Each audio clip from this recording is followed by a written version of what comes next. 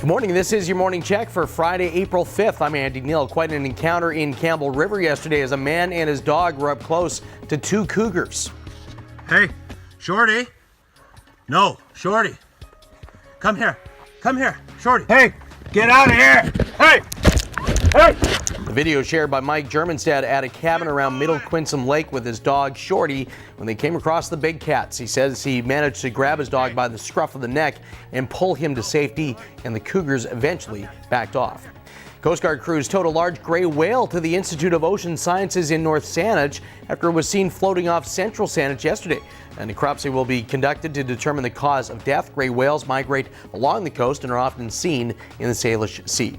Sophie allegedly sustained under your care?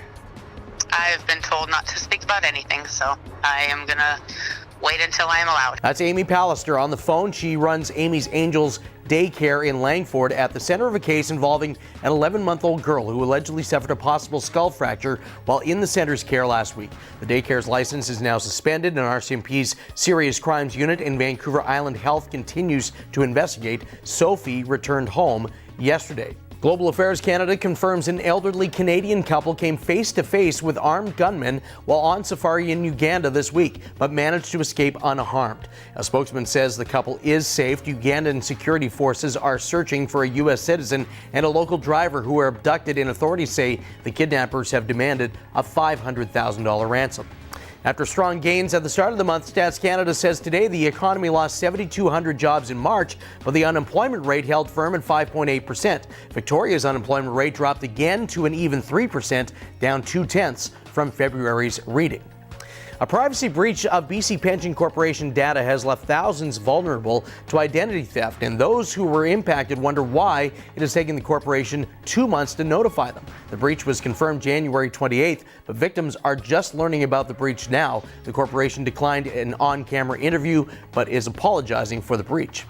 University of Ottawa professor Nick Rivers says high gas prices in BC can usher a change of behavior, saying many people have ditched their cars for bikes and transit alternatives. However, Premier John Horgan says his government will consider some relief for those who can't afford the record high prices. Most stations round $153.9 a litre in Victoria, but as high as $157.9.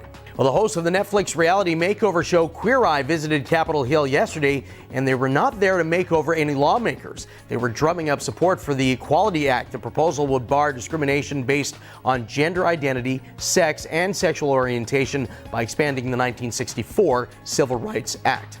Well, round 2 of the WHL playoffs begins tonight for the Victoria Royals, taking the ferry ride over to the Lower Mainland to face the Vancouver Giants, the BC Division's top team this season. They met last year in the playoffs, with the Royals prevailing in 7.